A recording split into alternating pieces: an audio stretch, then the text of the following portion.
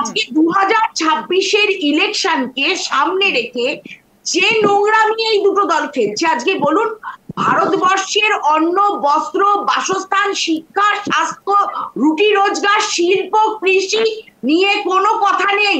কথা কি একটাই, ধর্ম নিয়ে। আর কলকাতা ইউনিভার্সিটির স্বীকৃতি পেয়ে সিটি কলেজে যাওয়া কিংবা স্কটিশ চার্চ কলেজে যাওয়া দুটোর মধ্যে তফাৎ আছে। এই তৃণমূল কিন্তু একটা মাইলেজ পাওয়ার চেষ্টা করেছে।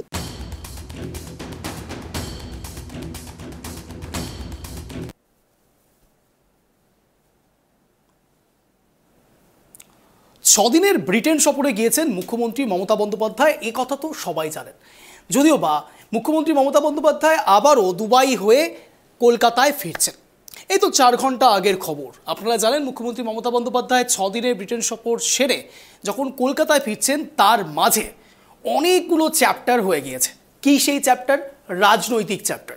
প্রত্যেকটি চ্যাপ্টারে শুধুমাত্র তৃণমূল কংগ্রেসের এগেনস্টে নানান রকম কথা, অর্থাৎ বিশেষ করে বিরোধী শিবিরের নিশানা তৃণমূল কংগ্রেসকে। একের পর এক মুখ্যমন্ত্রী মমতা বন্দ্যোপাধ্যায়কে নিশানা করছে কখনো বিজেপি কিংবা কখনো বাম। তবে এক্ষেত্রে বাম কার্যত রাজনৈতিক ময়দানে শূন্য হলেও ডিবেটের ক্ষেত্রে একেবারে বিদেশ সফরে কার্যত বিজেপিকেও ছাপিয়ে চলে গেছে। কেন বলছি? তার কারণ আপনারা জানেন, ব্রিটেনের পক্ষ থেকে এসএফআই এর যে বিক্ষোভ প্রদর্শন হয়েছে, যখন মুখ্যমন্ত্রী মমতা বন্দ্যোপাধ্যায় ইন্টারঅ্যাক্টিভ সেশন রাখছেন, তখন সেখান থেকে সরাসরি এসএফআই এর নানান রকম প্রশ্ন। দেখুন, মুখ্যমন্ত্রী মমতা বন্দ্যোপাধ্যায় যে সময় ব্রিটেনে গিয়েছেন, এই সময়টা অত্যন্ত তাৎপর্যপূর্ণ। কেন বলছি? কারণ 2026-এর বিধানসভা নির্বাচনের একেবারে দামামা না বাজলেও আর ঠিক কিছু মাস পরেই হয়তো নির্ঘণ্ট ঘোষণা হয়ে যেতে পারে। আর ঠিক তার আগে আগে ব্রিটেন সফরে যাচ্ছেন মুখ্যমন্ত্রী মমতা বন্দ্যোপাধ্যায়। ঠিক কী কারণের জন্য? বাংলাকে রিপ্রেজেন্ট করতে, ভারতকে রিপ্রেজেন্ট করতে, এবং সেখানে লক্ষ্মীর ভাণ্ডার থেকে শুরু করে সবুজ সাথী এবং তার সঙ্গে সঙ্গে স্বাস্থ্য সাথী, সব রকম শ্রীয়ের ঘোষণা, অর্থাৎ শ্রীয়ের ঘোষণার মারফত কিভাবে সাধারণ মানুষ ডিভিডেন্ড পাচ্ছেন, লাভ পাচ্ছেন, লভ্যাংশ পাচ্ছেন, এসব কিছু বোঝাতে গিয়েছেন বিদেশের মাটিতে, বিলেত সফরে। এখান থেকেই তরজা উঠতে শুরু করেছে ব্রিটেনের মাটিতে, অর্থাৎ বিদেশের মাটিতে গিয়ে বাংলার গুণগান করে আখিরে লাভ কি পাচ্ছে মুখ্যমন্ত্রী মমতা বন্দ্যোপাধ্যায়, তাকেও জানে না। মুখ্যমন্ত্রী মমতা বন্দ্যোপাধ্যায় প্রকল্প ঘোষণা করছেন একের পর এক, বিভিন্ন রকম কথা বলা হচ্ছে, এই বিষয় নিয়ে রাজনৈতিক তরজা হচ্ছে, কিন্তু তালটা কাটলো ঠিক একটি জায়গাতে। কোন জায়গাতে? যখন মুখ্যমন্ত্রী মমতা বন্দ্যোপাধ্যায় 190 বছরের ইতিহাস টেনে আনলেন। অর্থাৎ আপনারা সবাই জানেন, একটা সময় যে এই মোমেন্টে দাঁড়িয়ে আমি কথা বলছি গণমাধ্যমে, আপনারা দেখছেন বাড়িতে বসে, সেই যাবতীয় গণতান্ত্রিক অধিকার থেকে এক সময় আমরা বিচ্যুত ছিলাম। অর্থাৎ একটা সময় আমাদের এইভাবে স্পিক টু রাইট, অর্থাৎ কথা বলার যে রাইট, অধিকার, সেটা আমাদের ছিল না। আমরা কার্যত গোলাম হয়েছিলাম। যাদের শাসনে গোলাম হয়েছিলাম তাদের ইতিহাস, তাদেরই মাটিতে গিয়ে মুখ্যমন্ত্রী মমতা বন্দ্যোপাধ্যায় মনে করানোর চেষ্টা করলেন। অর্থাৎ কার্যত 190 বছরের ইতিহাসকে তিনি সাদরে আহ্বান করে বললেন তার অবদান নাকি ভোলা যায় না। ভাবুন, মুখ্যমন্ত্রী মমতা বন্দ্যোপাধ্যায় কথা বলছেন। শুধু তাই নয়, সেখানে গিয়ে শুধুমাত্র এই ঘোষণা করছেন বা কথা বলছেন এমনটা নয়, একেবারে বাংলা থেকে, অর্থাৎ কলকাতা থেকে সরাসরি ইউকের ফ্লাইট যেন যায় তা নিয়ে করজোড়ে নিবেদনও করেছেন মুখ্যমন্ত্রী মমতা বন্দ্যোপাধ্যায়।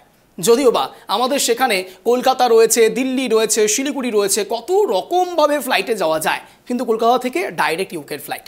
যদিও বা এর মধ্যে নেতিবাচক দিক বিশ্লেষণ করুক বিরোধীরা, আমরা অন্তত একটু কনস্ট্রাকটিভ আলোচনা করি। তার কারণ মুখ্যমন্ত্রী মমতা বন্দ্যোপাধ্যায় আর যাই হোক, অন্তত বাংলার জন্য, বাংলার খাতিরে ডিরেক্ট 190 বছরের ইতিহাস প্রদানকারী ব্রিটেনে যাওয়ার একটু সুযোগ তো পাবে। আর ঠিক এ জায়গা থেকেও আরও বেশি রাজনৈতিক জল্পনা হতে শুরু করলো যখন মুখ্যমন্ত্রী মমতা বন্দ্যোপাধ্যায় কার্যত ব্রিটেনে সাংবাদিকদের মুখোমুখি হয়ে সংবাদ মাধ্যম যখন বলছেন যে ভারত ধীরে ধীরে 2060 সালে তাদের মত অনুসারে 1 নম্বর অর্থনীতির জায়গায় চলে যাচ্ছে এবং কার্যত পঞ্চম অর্থনীতির জায়গায় রয়েছে ভারতবর্ষ, 2027-এর মধ্যে তারা তৃতীয় বৃহত্তম অর্থনীতির দেশ হতে পারে, সেই জায়গায় সরাসরি মুখ্যমন্ত্রী মমতা বন্দ্যোপাধ্যায় সেখানে সন্দেহ প্রকাশ করছেন।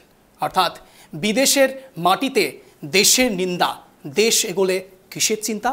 নমস্কার, আমি অঞ্জন, আপনারা দেখছেন ট্রাইব টিভি বাংলা। এখন ঠিক ঘড়ি কাটায় সন্ধ্যে 7টা। আর ঠিক আজ যেই ছন্দে ছন্দে আপনাদের সামনে রাখার চেষ্টা করলাম একটি লাইন, সেই লাইন দিয়েই আমার প্রথম প্রতিবেদন শুরু, এবং আপনারা দেখুন, বুঝুন, ভাবুন ঠিক কোন দিকে যাচ্ছে বাংলা, কোন দিকে যাচ্ছে বাংলার রাজনীতি, আর কোথায় বা মুখ্যমন্ত্রী মমতা বন্দ্যোপাধ্যায় দেশকে এগিয়ে নিয়ে গেল ব্রিটেন সফরে।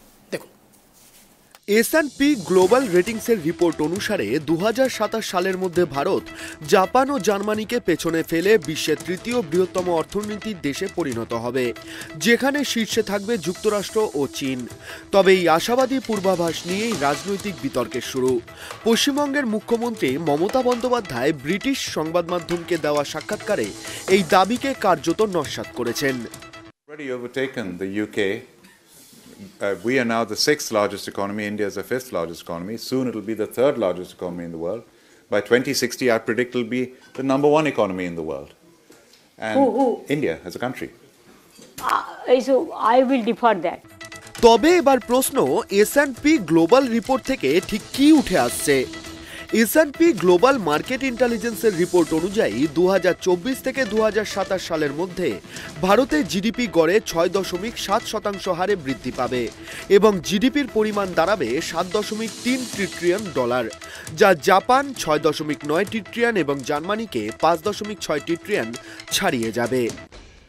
বৃদ্ধির মূল চালিকা শক্তি উৎপাদন ও পরিষেবা খাতের প্রসার। পিএলআই স্কিম ইলেকট্রনিক্স, ফার্মাসিউটিক্যাল ও নবায়নযোগ্য শক্তি খাতকে এগিয়ে নিচ্ছে। ডিজিটাল অর্থনীতির বিস্ফোরণ, ইউপিআই ভিত্তিক লেনদেন ও আইটি রপ্তানি দ্রুত বাড়ছে। অবকাঠামো উন্নয়ন, সড়ক, বন্দর ও সবুজ শক্তিতে সরকারি বিনিয়োগ বৃদ্ধি। মমতা বন্দ্যোপাধ্যায়ের যুক্তি, বৃদ্ধির অসম বন্টন। ম্যাক্রো ইকোনমিক ডেটা সাধারণ মানুষের দুঃখ কষ্ট দেখায় না। আঞ্চলিক বৈষম্য, দক্ষিণ ও পশ্চিমের রাজ্যগুলি উন্নয়ন করেছে, কিন্তু পূর্ব ভারত পিছিয়ে আছে। সারা দেশে যুব বেকারত্ব 8.4%, সিএমআইর 2024-এর রিপোর্ট অনুযায়ী। অগ্নিপথ, পিএম কিষানের মতো কেন্দ্রীয় প্রকল্পগুলি মূল সমস্যার সমাধান করে না। চলুন তথ্য বিশ্লেষণ করে দেখা যাক। S&P গ্লোবাল আরবিআই সিএমআই রাজ্য অর্থনৈতিক সমীক্ষা 2024 অনুযায়ী ভারতের জিডিপি বৃদ্ধির হার 6.8%, পশ্চিমবঙ্গে 5.2%, ভারতে বেকারত্ব 8.4%, পশ্চিমবঙ্গে 9.1%, ঋণ ভারতে 34%, পশ্চিমবঙ্গে 12.5%, মাথা পিছু আয় ডলার অনুযায়ী ভারতে 2850, পশ্চিমবঙ্গে 1620। মমতার সমালোচনা 2024 লোকসভা নির্বাচনের প্রচারে তার বক্তব্যের সঙ্গে মিলে যায়, যেখানে তিনি বিরোধী শাসিত রাজ্যগুলির প্রতি সৎমায়ের মতো আচরণের অভিযোগ তুলেছিলেন। 2026-এর বিধানসভা নির্বাচনকে সামনে রেখে তার এই অবস্থান রাজ্যবাদী মনোভাবকে জোরদার করতে পারে। S&Pর রিপোর্ট ভারতের উত্থানকে স্বীকৃতি দিলেও মমতার বক্তব্য কেন্দ্র রাজ্য সম্পর্কের টানাপোড়েন এবং সকলের জন্য উন্নয়নের প্রয়োজনীয়তা তুলে ধরে। 2027 যত এগোবে অর্থনীতির উন্নয়ন একটি বড় ইস্যু হিসেবে ততই যে প্রকট হতে শুরু করবে তার সুনির্দিষ্ট দামামা বিদেশের মাটিতে বাজিয়ে দিলেন কি মুখ্যমন্ত্রী? তবে আমাদের প্রশ্ন অন্য জায়গায়। 190 বছরের ব্রিটিশ ইতিহাস মুখ্যমন্ত্রী স্মৃতিচারণা করেছেন বিদেশের মাটিতে। ভারত 5th লার্জেস্ট ইকোনমিতে পৌঁছে গিয়েছে, যেখানে খোদ মানছেন ব্রিটিশরা, সেখানে তাদের সম্মুখে তা অস্বীকার করে মুখ্যমন্ত্রী স্বয়ং একজন ভারতবাসী হয়ে ভারতের মান কি ছোট করলেন না? আজ এখান থেকেই বিতর্ক শুরু। Bureau report, tribe TV Bangla. দেখুন, দেশের মাটিতে থেকে দেশের মধ্যে রাজনৈতিক লড়াইয়ের প্রেক্ষাপট তৈরি করা অত্যন্ত স্বাভাবিক বিষয়, এবং সেখানে কে কাকে কখন কিভাবে কথার জালে ফাঁসিয়ে কিংবা কথা দিয়ে বিত করবে সেটাও রাজনৈতিক পরিকাঠামোরই অংশ, অর্থাৎ গণতান্ত্রিক অধিকার। শাসক বিরোধী তরজা থাকবে, কিন্তু প্রশ্ন হচ্ছে দেশের মাটির যাবতীয় রাজনৈতিক পরিকাঠামো নিয়ে বিদেশের মাটিতে গিয়ে সেই বিষয় নিয়ে নিন্দা প্রকাশ, কিংবা শুধু তাই নয়, বিদেশের মাটিতে দেশে ঠিক কী ঘটনা ঘটেছে তা নিয়ে নিন্দা প্রকাশ করা সত্যি কি সঠিক ভাবমূর্তি তৈরি করে দেশের জন্য? ভাবুন তো। তার কারণ, একদিকে যখন মুখ্যমন্ত্রী মমতা বন্দ্যোপাধ্যায় ইন্টারেক্টিভ সেশন রাখছেন, তখন সেখানে বাম ফ্রন্টে সরাসরি এসএফআই এর ব্রিটেন সেখান থেকে যে শাখা সরাসরি মুখ্যমন্ত্রী মমতা বন্দ্যোপাধ্যায়কে লায়ার বলছেন, মিথ্যেবাদী বলছেন, এটা যেমন সত্যি নিঃসন্দেহে অত্যন্ত নিন্দাজনক, ঠিক তেমনভাবে মুখ্যমন্ত্রী মমতা বন্দ্যোপাধ্যায় 190 বছরের ইতিহাসকে বারংবার স্মৃতিচারণা করছেন এবং তার সঙ্গে সঙ্গে বলছেন যে ভারতের এইভাবে এগিয়ে যাওয়াটাকে তিনি কার্যত মনেই করছেন না এটা সঠিক। সেটা নিন্দাজনক নয়? একই রকমভাবে তো নিন্দাজনক। আর ঠিক এখান থেকেই আমার সরাসরি ডিবেট শুরু হবে। আর বিতর্ক সভায় প্রথমেই আমি যাদের সঙ্গে কথা বলবো তাদের সঙ্গে পরিচয় পর্ব সারবো। আমাদের সঙ্গে ইতিমধ্যে জুড়েছেন মাননীয় সৌমেন চক্রবর্তী, রাজনৈতিক বিশ্লেষক। আমাদের সঙ্গে রয়েছেন মাননীয়া সুস্মিতা বিশ্বাস, কংগ্রেস সমর্থক। আমাদের সঙ্গে রয়েছেন মাননীয় অনামিল ইসলাম, তৃণমূল সমর্থক। আপনাদের তিনজনকে আপাতত স্বাগত জানাই ট্রেপটি বাংলা সন্ধ্যে 7টার শোতে। আর কিছুক্ষণের মধ্যে আমাদের সঙ্গে অম্লান ভাদুরী, বিজেপি সমর্থক, বিজেপি নেতা আমাদের সঙ্গে জুড়বেন। কিন্তু তার আগে আমি সোমেন বাবুর কাছে সরাসরি যেতে চাইছি। সোমেন বাবু, বিদেশের মাটিতে দেশের নিন্দা, দেশ এগোলে কিসের চিন্তা, কি বলবেন?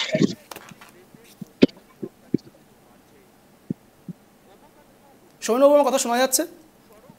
হ্যাঁ, হ্যালো, শোনা যাচ্ছে আমার কথা? হ্যাঁ, স্পষ্ট। এই আলোচনার প্রথমেই আমার মনে পড়ছে, আমার ছাত্র জীবনে ক্লাস 6-এ ভূগোল বইয়ের পাঠে পড়েছিলাম যে একটি ছোট্ট কবিতার লাইন ভারতচন্দ্রের লেখা, যেদিন সুনীল জলধি হইতে উঠিল মা জননী ভারতবর্ষ, মহাবিশ্বে সে কি কলরব, সে কি মা ধ্বনি, সে কি মা হর্ষ। অর্থাৎ সেই প্রাচীন কবির কবিতার থেকেই আমার মনে হয় আমাদের প্রথম যে আইডেন্টিটি সেটা থাকে ভারতীয়ত্ব, যার বলেই 1057টি ভাষায় ভারত মা কথা বলা সত্ত্বেও, বিভিন্ন ধর্ম, বিভিন্ন আচার আচরণ নিয়ে থাকা সত্ত্বেও 70 বছর পর সোভিয়েত ইউনিয়নের ভাঙন দেখি, কিন্তু আমার দেশ আজ 72 ক্রস করে গেল স্বাধীনতার পরে অটুট রয়েছে এই ভারতীয়ত্ব বা ইন্দোলজির জোরে।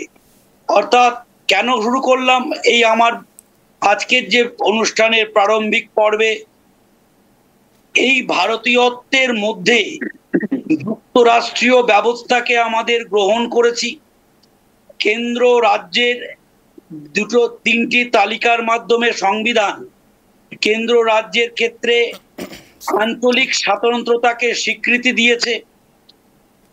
কিন্তু বিদেশে, অর্থাৎ যখন আমরা জাতিকে রিপ্রেজেন্ট করি, সবার আগে আমাদের পরিচয় উঠে আসা দরকার আমরা ভারতীয়ত্ব। সেই জায়গায় দাঁড়িয়ে ভারত রাষ্ট্রের মধ্যে একটা খুব ভালোভাবেই বিতর্ক বরাবরই ছিল, যেটা হচ্ছে যে শাইনিং ইন্ডিয়া, আরেকটা হচ্ছে যে বলা হয় উভালতা হুয়া ভারত আর তরফতা হুয়া ভারত। অর্থাৎ একদিকে শাইনিং, একদিকে হচ্ছে খেতে না পাওয়ার চিত্র। কিন্তু এই যে চিত্রটার মাঝে যে গ্যাপ, সেই গ্যাপটা বিরোধী এবং সরকার পক্ষ যেই থাকুক না কেন, আজ ভারতবাসী হিসাবে আমরা বলতে পারি সেই গ্যাপটা কিন্তু অনেকটা কমে এসছে। আমাদের মধ্যে গ্রাম বাংলার দিকে বা যে কোনো জায়গায় 46-এর যেই মন্বন্তর, সেই মন্বন্তরের ছায়া করোনা মহামারীর ক্ষেত্রেও কিন্তু আমরা সেইভাবে প্রকোপ দেখতে পারিনি। এই যে খাদ্য স্বয়ংভরতা, সেই জায়গা থেকে উঠে এসে ভারত রাষ্ট্র আজ বিশ্বের অন্যতম রাষ্ট্রের মধ্যে, এগিয়ে থাকা রাষ্ট্রের মধ্যে তার নাম নথিভুক্ত করতে পেরেছে। এটা আজ শুধু স্লোগান নয়, কিন্তু মনে রাখতে হবে টোটাল সিস্টেমটা যে আছে সেটা কিন্তু 90s-এর ভারত যে উদারীকরণের পথে হেঁটেছে, অর্থাৎ সেই উদারীকরণ বা বিশ্বায়নের পথেরই একটা জায়গায় ক্যাপিটালিজম বা পুঁজিবাদ কখনোই সার্বিকভাবে যে শাইনিং ইন্ডিয়ার সমস্ত জায়গায় তার উন্নয়নকে ছড়িয়ে দেওয়ার জায়গায় পুঁজিবাদের এটা নিজস্ব স্ববিরোধিতা, সেটা হয় না। তার জন্য কখনোই আমরা মনে করুন যে কেউ কোনো রাজ্য, কোনো অঙ্গরাজ্য কি বলতে পারে যে আমি এই বিশ্বায়নের বিরুদ্ধ স্রোতে চলবো? বা চললেও দেখা যাবে তাদের যে যুক্তি সেটা অসার হয়ে পড়ছে যখন একই রকম ক্যাপিটালিস্ট কেন্দ্রের ক্ষেত্রে বিনিয়োগ করছে, তাকে টানার জন্য আবার নিজের রাজ্যে তাকেই আমরা আমন্ত্রণ জানাচ্ছি, অথচ যখন যুক্তির বিন্যাস হয় তখন আমরা সেই মনে পড়ছে খুব আগে ছাত্র জীবনে ফেলে আসা একটি স্লোগান, দিলেই জ্যোতি বোস, না হলেই কেন্দ্রের দোষ। অর্থাৎ সেই যে পরম্পরা সেটাই যেন একটা রিপিটেশনের জায়গায় আসছে। এটা বাংলার ক্ষেত্রে খুব দুর্ভাগ্যজনক। অর্থাৎ এই বিমাতৃসুলভ আচরণ সেটাও যেমন উঠে আসে, আমাদের জানতে হবে কেন বিমাতৃসুলভ এবং কেন আমরা কেন্দ্রের থেকে দাবি আদায় করতে পারছি না, কেন আমরা আমাদের ন্যায্য পাওনা নিয়ে আসতে পারি না। এই না পারার ইতিহাসটাকেও আমাদের সময় হয়েছে পর্যালোচনা করার। সাউথের স্টেটগুলো দেখুন, তারা কেরলকে দেখুন, প্রতি বছর সরকার পাল্টায়, কিন্তু তাদের এই মুহূর্তে ভারতবর্ষের শিক্ষা এবং স্বাস্থ্যে সবচেয়ে এগিয়ে থাকা রাজ্য। সেদিক থেকে বলা যায় যে, আমি এইটুকুনি বলেই শেষ করছি, শুধু না পাওয়া কেন্দ্রের দোষ, এগুলো চাপিয়ে দিয়ে ভারত যুক্তরাষ্ট্রের যে উত্থান, সেই যুক্তরাষ্ট্রীয় কাঠামোতে রেখে আমাদের নিজের একটা আঙুল কেন্দ্রের দিকে থাকলে 4টে আঙুল আমার দিকেও থাকা উচিত। কারণ কেন আমি করতে পারছি না, আমার বিকল্প মডেলটা কি? আমার বিকল্প মডেল শুধু তো বক্তৃতায় নয়, কাজে বাস্তবায়িত করতে হবে। এটাই আরেকবার ভেবে দেখা উচিত। বেশ, বুঝতে পেরেছি। আমি ঠিক এখান থেকে সরাসরি আমি প্রথমেই অনামিল বাবুর কাছে যাব রাজনৈতিক ডিবেটে। অনামিল বাবু, দেশ তো এগোচ্ছে বলছে বিজেপি, কিন্তু চিন্তা আপনাদের কেন বাড়ছে? ব্রিটেনের মাটিতে গিয়ে কার্যত মুখ্যমন্ত্রী মমতা বন্দ্যোপাধ্যায় যেভাবে বলছেন যে তিনি সেটা এভাবে ভাবেন না, এটা সত্যি আপনি সাপোর্ট করেন? প্রথমে তো আমি জিজ্ঞেস করব, আপনি ভারতীয় এটা বলতে স্বাচ্ছন্দ্য বোধ করেন তো, গর্ববোধ করেন তো মুখ্যমন্ত্রী মমতা বন্দ্যোপাধ্যায়ের সান্নিধ্যে?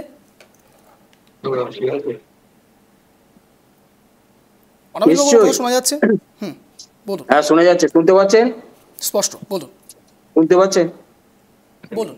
শুনতে পাচ্ছেন? পাচ্ছি, বলুন। হ্যালো, হ্যাঁ বলছি, নিশ্চিতভাবে আমি একজন ভারতীয়, তারপরে আমি একজন বাঙালি, এটা এ বিষয়ে কোনো সংশয় নেই। কিন্তু আমি আপনারা যে আলোচনার মধ্যে আছেন বা আমি যে আলোচনার মধ্যে আছি, একটু থামাচ্ছি। আমার সঙ্গে ইতিমধ্যে জুড়ে গিয়েছেন মাননীয় অম্লান ভাদুড়ী, বিজেপি নেতা। অম্লান বাবু, আপনাকে স্বাগত ট্রাইব টিভি বাংলা সন্ধ্যে 7টার এই শোতে। আমি আবারও অনামিল বাবুর কাছেই যাবো। অনামিল বাবু বলুন। হ্যাঁ, আমরা যে আলোচনার মধ্যে আছি সেখানে আপনারা বলছেন যে মমতা বন্দ্যোপাধ্যায় তিনি ডিফার করেছেন, এবং কোন পরিপ্রেক্ষিতে কোন বিষয়ে এটা কিন্তু এখনো পরিষ্কার নয়। মমতা বন্দ্যোপাধ্যায় কেন বললেন সেটা সব থেকে, কেন বললেন ওই যেটা আমি সহমত করি। সাংবাদিক বৈঠকটা আপনি শুনেছেন? সাংবাদিক বৈঠক আমি শুনেছি। কোন জায়গায় অসঙ্গতি রয়েছে? অসঙ্গতি বলতে মমতা বন্দ্যোপাধ্যায় কেন সহমত পোষণ করলেন? তিনি বলছেন আমি সহমত পোষণ করছি না। আমি সহমত, কারণ তিনি নিজে ফেশিয়াল এক্সপ্রেশনটা দেখেছিলেন? আমি দেখেছি, কিন্তু তিনি নিজে এই বিষয়ে তিনি অবগত আছেন। আমি আপনাকে বলি আমরা এখনো কিন্তু উন্নত দেশ নয়, আমরা উন্নয়নশীল দেশের মধ্যে পড়ি। ব্রিটেনে গিয়ে বলতে হবে, দেশের মাটিতে বলা যায় না। ব্রিটেনে কি বলা নয়, এটা বাস্তব। এটা এই বাস্তবটাকে কি আমরা মেনে নিতে? তাহলে কি আপনি চাইছেন যে ব্রিটেন আবার শাসন করতে আসবে দেশে? তাহলে ভালো হবে। মোটেই না। কিন্তু 190 বছরের ইতিহাস তাহলে কেন মনে করছেন আপনারা? চাপিয়ে দেবেন না প্লিজ। 190 বছরের ইতিহাসটা কেন মনে করছেন আপনারা? আপনাকে একটা ছোট্ট ডেটা একটা বলি। আমি যে অটল পেনশন যোজনা, যেখানে মাসে মাত্র 42 টাকা করে একজন ভারতীয়কে দিতে হয়, অর্থনীতির হাল কোথায় গেছে আপনি এই জায়গায় বসে আমাকে বলুন তো। 1,42,00,000 মানুষ সে অটল পেনশন যোজনা থেকে নিজেদেরকে বের করে নিয়েছে, সেই 42 টাকা মাসে দিতে পারে না ভারতবর্ষের মানুষ। বলুন অর্থনীতি কোথায় গিয়ে হাজির হয়েছে? এটা তো খুব ভালো অমলানবাবু বলতে পারবে। অমলানবাবু থেকে শুনতে হবে। অমলানবাবু, এক কথায় তৃণমূল কংগ্রেস যেমন ব্রিটেনে মানছেন না, তেমন দেশের মাটিতে থেকে ট্রাইব টিভি বাংলার প্যানেলে বসেও মানতে চাইছেন না। কি ভিত্তিতে আপনারা বলছেন যে $3 ট্রিলিয়ন দিকে পৌঁছে যাচ্ছে? শুধু তাই নয়, আমরা নাকি ধীরে ধীরে মানে বিশ্বের অর্থনীতির দিক থেকে তৃতীয় দেশ হতে যাচ্ছি। কি বেসিসে বলছেন আপনারা?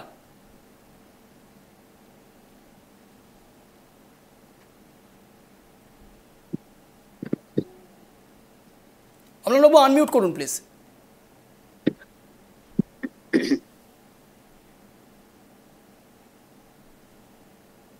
অমলানবাবু, শোনা যাচ্ছে আমার কথা? আনমিউট করুন প্লিজ। না ঠিক আছে, শোনা যাচ্ছে আবার? বলুন। আমাদের মাননীয় মুখ্যমন্ত্রী তিনি তার যারা বিরোধী দল, রাজনৈতিক দল, তাদের কোনো কিছুকে তিনি ভালোভাবে দেখেন না, তাদের সবই তিনি নেগেটিভ দেখেন। না না, ওটা ছাড়ুন। আমরা অম্লান বাবু, আমি বলছি অনাবিল বাবুর যুক্তিটা শুনতে পেয়েছেন তো? হ্যাঁ, শুনতে পেয়েছি। ওনার বক্তব্য আমাদের 5 ট্রিলিয়ন যে ইসের দিকে যাচ্ছে দেশ, সেইটাকে ওনারা, আমি 3 ট্রিলিয়ন জানতাম, 3 ট্রিলিয়ন পর্যন্ত আছে, 5 ট্রিলিয়ন চলে যাবে বলেছে আরো 10 বছরের মধ্যে। সেই 3 ট্রিলিয়নে যাচ্ছে সেটা তারা অস্বীকার করছে, যাচ্ছে না।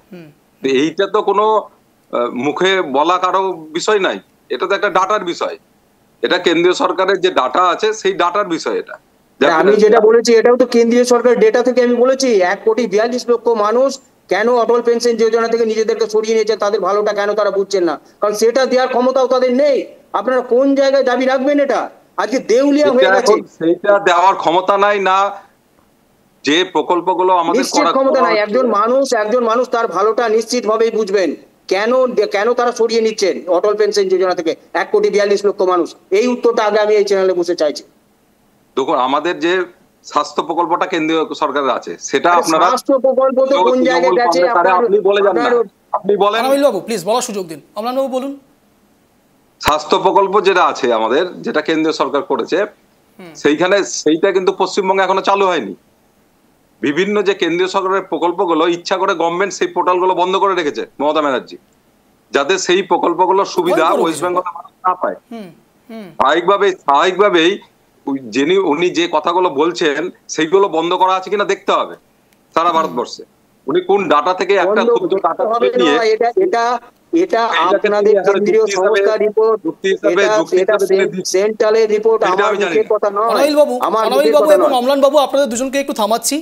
দেখুন, আমাদের এই শো যথেষ্ট জনপ্রিয় হয়েছে এবং সাধারণ মানুষ যথেষ্ট কমেন্টস করেন, এবং সেখানে স্পষ্টত যে বক্তব্যগুলো উঠে আসে তা হলো যে কেউ কারো কথা শুনতে পাচ্ছেন না। অর্থাৎ বক্তব্য স্পেসিফিক হওয়া উচিত, প্রত্যেকের বক্তব্যকে সমানভাবে অধিকার রয়েছে এবং সেই বক্তব্য আমরা শুনতে দিতে চাইছি দর্শককে। কেউ কারো কথা কাটবেন না, বলতে দিন, সবাইকে বলার সুযোগ দেব। অমলানবাবু বলুন। তিনি কোনো একটা প্রকল্পের কথা নিয়ে এসে তিনি বলছেন যে 3 ট্রিলিয়নের দিকে ভারতবর্ষ যাচ্ছে না, সেইটা তো কোনো যুক্তি না। এটা তো একটা ডাটার বিষয়, এবং এই ডাটা বিশ্ব সংস্থাও করেছে। সেখানেও তারা বলছে রাজ্য বন্ধ করে রেখেছে বলছেন। রাজ্য তো বিভিন্ন প্রকল্পগুলো বন্ধ করে রেখেছে। আমাদের যে স্বাস্থ্যের যে প্রকল্পটা, ওই যে প্রকল্পটা, ওটাও তো আমাদের এখানে পোর্টালটা বন্ধ। আমরা এখানে সুবিধা, আপনি আপনার যে স্বাস্থ্যের যে প্রকল্প রয়েছে সেই নামটা মনে করতে পারছেন না? না, মানে এখন মিস করছে। আর ওটাকে কি বলছে, সাধারণ মানুষকে কি করে বোঝাবেন? আয়ুষ্মান ভারত। হ্যাঁ, আয়ুষ্মান ভারতটা এখনো পর্যন্ত ওয়েস্ট বেঙ্গলের পোর্টালটা খুলছেন না উনি। বিভিন্ন যে প্রকল্প, কৃষকদের যে কৃষি নিধির যে প্রকল্পটা, সেটাও তিনি খুলছেন না, যাতে সাধারণ মানুষ কেন্দ্রীয় সরকারের কোনো সহযোগিতা না দেয় এবং সাধারণ মানুষ যাতে ভাবে যে কেন্দ্রীয় সরকার কোনো পশ্চিমবঙ্গে সহযোগিতা করছে না। ইচ্ছা করে তিনি এই প্রকল্পগুলোকে বন্ধ করে রেখেছেন। আর তিনি ওখানে গিয়ে বিভিন্ন ভাবে তিনি এই কথাগুলো বিদেশের মাটিতে আমাদের দেশকে নিচু করার জন্য তিনি কেন্দ্রীয় সরকারের সম্বন্ধে বিভিন্ন কথা বলছেন। এগুলো তো কোনো মতেই মানা যায় না। তার পশ্চিমবঙ্গে যা অবস্থা, ল অ্যান্ড অর্ডার থেকে আরম্ভ করে যেভাবে করাপশন, দুর্নীতি, তার মুখে কি এগুলো কোনো সময় মানায়?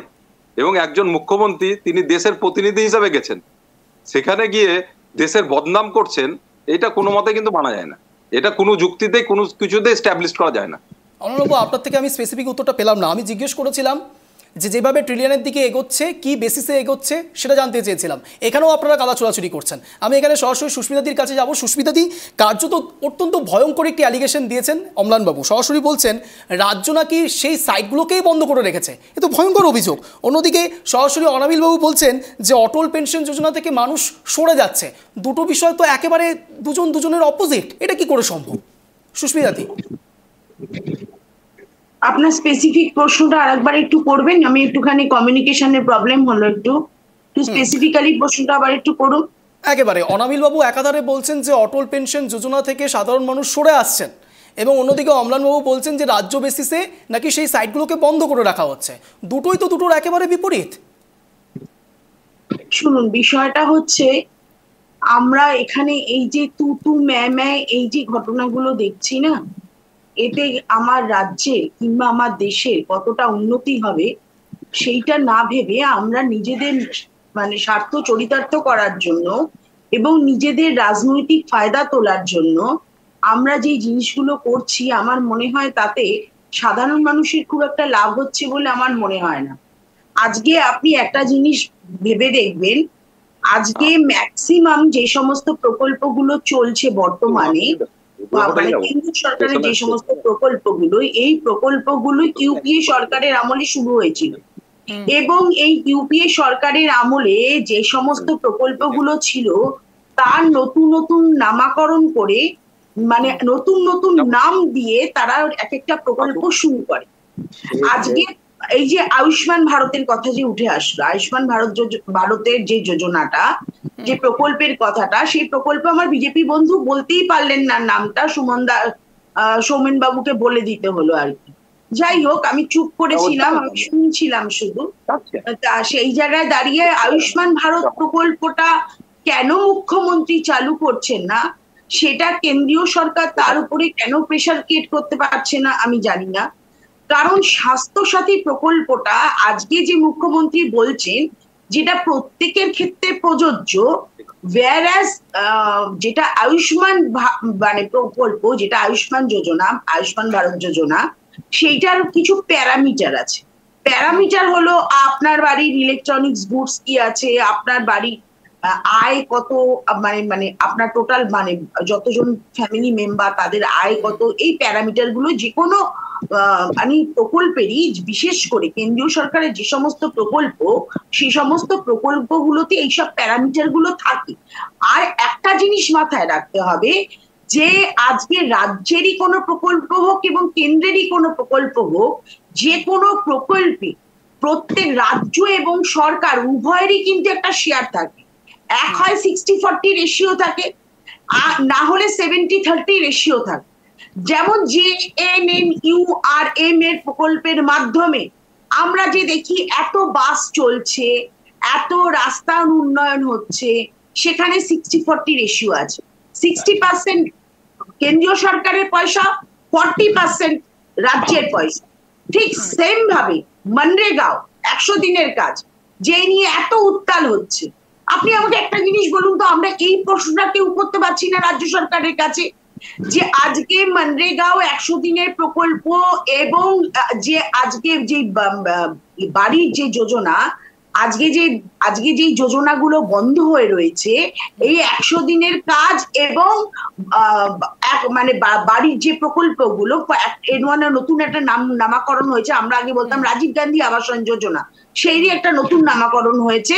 সেই নামকরণের মাধ্যমে আজকে যে প্রকল্পগুলো সুবিধা ভারতবর্ষের প্রত্যেকটা মানুষের পাওয়ার কথা। ভারতবর্ষের অঙ্গরাজ্য হচ্ছে ওয়েস্ট বেঙ্গল, তা ওয়েস্ট বেঙ্গল তো ভারতবর্ষের বাইরের কোনো একটা স্টেট নয়, এমন না যে ওয়েস্ট বেঙ্গলটা বাইরের একটা স্টেট। তা সেই স্টেটের প্রত্যেকটি মানুষের, ভারতবর্ষের প্রত্যেকটি মানুষ যে সুবিধা লাভ করছে, সে পশ্চিমবঙ্গের মানুষেরও সেটা সুবিধা করার কথা। তাহলে তারা টাকাটা পাচ্ছে না কেন? কেন্দ্রীয় সরকার বলছে আমরা প্রপারলি ইউসি পাচ্ছি না, ইউটিলাইজেশন সার্টিফিকেট। ইউসি যদি না পায় তাহলে তার পরের টাকাটা ডিসবার্স করবে কি করে, এইটাও ঘটনা। আবার রাজ্য সরকার বলছে যে না আমরা ইউসি দিচ্ছি, কিন্তু এই টাকা আমাদের আটকে দেওয়া হচ্ছে। আপনার মনে আছে কিনা জানি না, রাজস্থান গভর্নমেন্টে যখন আমরা ছিলাম, রাজস্থানের সরকারে, রাজস্থানে এরকম কিছু প্রকল্পের, আবাস যোজনার টাকা, মনরেগার টাকা, কিছু এইসব প্রকল্পের টাকা আটকে দেওয়া হয়েছিল। তখন আমরা কোর্টে গেছিলাম, আমরা প্রদেশ কংগ্রেসের তরফ থেকে, আমাদের জননেতা তখন অধীর রঞ্জন চৌধুরী মহাশয় আমাদের প্রেসিডেন্ট ছিলেন, তিনি বলেছিলেন যদি দিদিমণি আপনার দাবি সত্যি হয় যে আপনি ইউসি দেওয়া সত্ত্বেও আপনি টাকা পাচ্ছেন না, আপনি লড়াই করুন, আপনার সাথে আমরা আছি, আমরাও এই লড়াইয়ে সামিল হব। আমাদের বাংলার সুস্মিতাদি আপনি বুঝতে পারছেন না, সুস্মিতাদি আপনি বুঝতে পারছেন না, এখানে না মুখ্যমন্ত্রী মমতা বন্দ্যোপাধ্যায় হোক বা সিপিআইএম এর সরকার হোক, সবাই কার্যত এটাকে জিয়ে রাখতে চাইছে। তার কারণ 2026 বিধানসভা নির্বাচন অতীব আসন্ন। এটাকে লেট মি ফিনিশ, আমি এইটাতেই আসতে চাইছি। এই যে আজকে সবচেয়ে বড় একটা জিনিস হচ্ছে, যেটা একটু আমাকে টাইম দিতে হবে, আমি নাহলে বলতে পারবো না। প্লিজ বলুন। আজকে 2026 ইলেকশনকে সামনে রেখে যে নোংরামি এই দুটো দল খেলছে, আজকে বলুন ভারতবর্ষের অন্ন, বস্ত্র, বাসস্থান, শিক্ষা, স্বাস্থ্য, রুটি রোজগার, শিল্প, কৃষি নিয়ে কোনো কথা নেই। কথা কি? একটাই, ধর্ম নিয়ে। বিধানসভায় ধর্ম নিয়ে আলোচনা চলছে। আমি হিন্দু কি হিন্দু না, আমি ব্রাহ্মণ কি ব্রাহ্মণ না। বিরোধী দলনেতা মোল্লা মোল্লা বলে চিৎকার করছে। এই জিনিসগুলো আজকে, এই জিনিসগুলোকে একটা জাস্ট একটা মানে লক্ষ্য করে 26-এর ইলেকশনে তারা ঝাঁপাচ্ছে এই ধর্মকে কেন্দ্র করে। আজকে মুখ্যমন্ত্রী রিপ্রেজেন্ট করতে গেছেন। আজকে ধরুন মুখ্যমন্ত্রী যখন গেছেন, তিনি প্রথমে শুনলাম অক্সফোর্ড ইউনিভার্সিটিতে যাচ্ছে, অক্সফোর্ড ইউনিভার্সিটি। পরবর্তীতে যে শুনলাম আমরা যে কেলগ কলেজে তিনি যাচ্ছেন। শুনুন, কলকাতা ইউনিভার্সিটিতে যাওয়া আর কলকাতা ইউনিভার্সিটির স্বীকৃতি পেয়ে সিটি কলেজে যাওয়া কিংবা স্কটিশ চার্চ কলেজে যাওয়া, দুটোর মধ্যে তফাৎ আছে। এই তৃণমূল কিন্তু একটা মাইলেজ পাওয়ার চেষ্টা করেছে যে এই কেলগ কলেজে না, এটা অত্যন্ত প্রাসঙ্গিক সুস্মিতাদি। তা হলো সাধারণ মানুষের কাছে যখনই এই বার্তাটা যাচ্ছে যে একজন রাজ্যের মুখ্যমন্ত্রী অক্সফোর্ড ইউনিভার্সিটিতে যাচ্ছে, একটা এক্সট্রা অ্যাডভান্টেজ পাওয়ার একটা বিষয় চলে আসে, অর্থাৎ এখানে একটা অ্যারিস্টোক্রেসি ব্যাপারটা চলে আসে। এবং এটাকেও একটা বাড়তি ডিভিডেন্ড দেওয়ার চেষ্টা করা হয় তৃণমূল কংগ্রেসের পক্ষ থেকে। কার্যত যখন সেখানে সবকিছু সামনে চলে আসছে তখন তারা ব্যাকফুটে যাচ্ছে। সেখানে গিয়ে 190 বছরের ব্রিটিশ সাম্রাজ্যবাদের আমি ভূয়সী প্রশংসা করছি। যে ব্রিটিশদের হাতে পরাধীন হয়ে আমরা ছিলাম, আজকে যারা কালাপানিতে গেছিল, যারা আন্দামান নিকোবর জেলে সেলে ছিল, যারা যাদের পরিবারের লোকেরা প্রাণ হারিয়েছে, যারা লড়াই করে ভারতবর্ষটাকে স্বাধীন করেছে, তারা যখন আজকে টিভির পর্দায় দেখছে তার পরিবারের লোকগুলো যে আজকে তার ভূয়সী প্রশংসা চলছে, 190 বছরের ব্রিটিশ সাম্রাজ্যবাদের যে ভূয়সী প্রশংসা, এটা কিন্তু ভারতবাসীর কাছে খুব সুখপ্রদ নয়। এবং আজকে তিনি আপনি একাধারে মুখ্যমন্ত্রী মমতা বন্দ্যোপাধ্যায় প্রসঙ্গে নিশ্চয়ই অবশ্যই করতে পারেন, সেই বিষয়ে অনেক রকম কথা বলতে পারেন, কারণ মুখ্যমন্ত্রী মমতা বন্দ্যোপাধ্যায় এমন একটা কথা বলেছেন যার জেরে অনেক বিরোধী শিবির নানান রকম কথা বলবে। কিন্তু রাহুল গান্ধীও তো খুব একটা কম যাচ্ছেন না, তিনিও তো নানান সময় আমেরিকায় গিয়ে নানান রকম বক্তব্য পেশ করছেন ভারত সম্পর্কে। আজকে আপনি আমাকে এটা বলুন, আজকে মুখ্যমন্ত্রী যখন গেলেন, মুখ্যমন্ত্রীকে আরজি করে প্রশ্নের সম্মুখীন হতে হলো, তো পলিটিক্যাল ভিউ দেখলেন। এই পলিটিক্যাল ভিউটা আমরা বলেছিলাম মুখ্যমন্ত্রী আপনি যেখানে যাবেন সেখানে কিন্তু আপনার পিছনে এই আরজিকর কিন্তু তারা করবে। তার কারণ এই আরজিকর কিন্তু শুধু বাংলা নয়, শুধু ভারতবর্ষ নয়, সারা বিশ্বকে নাড়িয়ে দিয়েছে। আজকে কিন্তু বুঝতে পেরেছি সুস্মিতাদি, এই ডিসেন্ডিং ভয়েস কিন্তু শুনতে হবে মুখ্যমন্ত্রীকে। বেশ সুস্মিতাদি, আমাকে একটু সৌমেনবাবুর কাছে যেতেই হবে এখানে। সৌমেনবাবু, কার্যত যখন সুস্মিতাদি বলছেন যে একদিকে মুখ্যমন্ত্রী মমতা বন্দ্যোপাধ্যায়কে এই বিষয়গুলো দৌড়ে বেড়াবে, অর্থাৎ পেছনে সবসময় এই বিষয় সেখানে জাতীয় ক্ষেত্রে হোক বা আন্তর্জাতিক ক্ষেত্রে সবসময় দৌড়ে বেড়াবে, আমার প্রশ্ন হচ্ছে মুখ্যমন্ত্রী মমতা বন্দ্যোপাধ্যায়কে আগে থেকে প্রিপারেশন নিয়ে গিয়েছিলেন এবং জানতেন যে এরকম কোনো প্রশ্নের সম্মুখীন হতে হবে? আমার কার্যত মনে পড়ছে নন্দীগ্রামের সময়তে যেভাবে মুখ্যমন্ত্রী মমতা বন্দ্যোপাধ্যায়কে অ্যাটাক করা হয়েছিল, সেই ছবিটি কার্যত সে দেখিয়ে দিচ্ছে ডিরেক্ট, এবং তার মানে তিনি আগে থেকে জানতেন যে এরকম প্রশ্নের সম্মুখীন হতে হবে, না হলে ডেটা হঠাৎ করে তো তিনি দেখিয়ে দিতে পারবেন না। এবং কার্য যদি আপনার সেই ইন্টারেক্টিভ সেশনটা মনে থাকে, জাস্ট প্রশ্ন আসলো এবং তিনি বললেন ছবিটা দেখান। সৌমেনবাবু, সাধারণত যেটা হয় পশ্চিমবঙ্গের মধ্যে বা ভারতবর্ষের মধ্যে, যে রাষ্ট্রনেতাই বা অঙ্গরাজ্যের প্রধান হোক কিংবা কেন্দ্রীয় সরকারের প্রধান হোক, তারা যখন যান তার আগে তারা এক্সপেক্ট করেন যে মোটামুটি আমাদের এখন গা সওয়া হয়ে গেছে যে যারা অডিয়েন্স থাকবেন তাদের সঙ্গে বক্তার ওয়ান ওয়ে ট্রাফিকিং হবে। তিনি যা বলবেন, কাইন্ডলি আপনি একটু মিউট করে রাখুন যখন আপনি কথা বলছেন না। হ্যালো, হ্যাঁ সৌমেনবাবু বলুন। হ্যাঁ বলুন। 50-60 মাত্র। অম্লানবাবু, কাইন্ডলি আপনি একটু মিউট করে রাখুন, সৌমেনবাবুর কথা না হলে শোনা যাবে না। সৌমেনবাবু বলুন। সেখানে ওয়ান ওয়ে ট্রাফিকিং কেন বলবো? সেখানে দেখি যে শ্রোতা বা অডিয়েন্সের থেকে কোনো প্রশ্নবান আসলে সেই মঞ্চে থাকা নেতা, আমরা সে সিএম আমাদের পশ্চিমবঙ্গের মুখ্যমন্ত্রীকেও দেখেছি, কেন্দ্রের ক্ষেত্রেও দেখেছি, তারা অস্বস্তিতে পড়েন। শুধু নয়, বিভিন্ন ক্ষেত্রে অসহিষ্ণুতার প্রকাশ উঠে আসে। সেক্ষেত্রে হয়তো আমার যতদূর মনে হয়েছে যে ওখানে বিদেশ বিভুঁয়ে গিয়ে এতটা উত্তাপের সম্মুখীন হবে বলে তিনি আন্দাজ করতে পারেননি, বা এটা পারলেও তার আশা ছিল যে ওখানের ম্যানেজমেন্টের, ফ্লোর ম্যানেজমেন্টের দায়িত্ব যাদের থাকে তারা এটাকে ম্যানেজেবল অর্থাৎ ম্যানেজ করে নেবে। বা আরেকটা হতে পারে যে এই ধরনের যেটাকে বলা হয় যে আগে থেকেই আমেরিকার পলিটিক্সে এটা খুব সুপরিচিত যে আমার বিরোধিতার ভাষায় যে লোকেরা থাকবে তারাও আমার লোক, অর্থাৎ এই যে ব্যাপারটা এটা হচ্ছে, অর্থাৎ বিরোধিতাটাও একটা নিয়ন্ত্রিত বিরোধিতা, একটা পর্যায়ে করবে সেটাকে ট্যাকেল করব আমি সরকার পক্ষ হয়ে, এটাও একটা চালচিত্রের অঙ্গ। কিন্তু আমার মনে হচ্ছে কোনো কোনো সময় এই ফ্লোর ম্যানেজমেন্টটা ডিস্টার্ব হয়ে গেছে, ফলে ফ্লোর ম্যানেজমেন্টটা সেটার কাজ করেনি দেখেই বিরোধিতার জায়গাটাকে সেটার ক্রস করে গেছে, তার ফলে এই বিপত্তি ঘনীভূত হয়েছে। আর অল্প একটু সময় নেব, যে মুখ্যমন্ত্রীর কথা উঠে এসছে বিমাতৃ সুলভ আচরণ, কিন্তু মনে রাখতে হবে যে আমাদের পূর্বতন এবং প্রয়াত পঞ্চায়েত গ্রাম উন্নয়ন মন্ত্রী ছিলেন সুব্রত মুখোপাধ্যায়। তার সময় কেন্দ্রীয় সরকারের পঞ্চায়েত লেভেলে প্রকল্পগুলির জন্য পশ্চিমবঙ্গ সারা ভারতবর্ষের মধ্যে 1 নম্বর দরজা পেয়েছিল।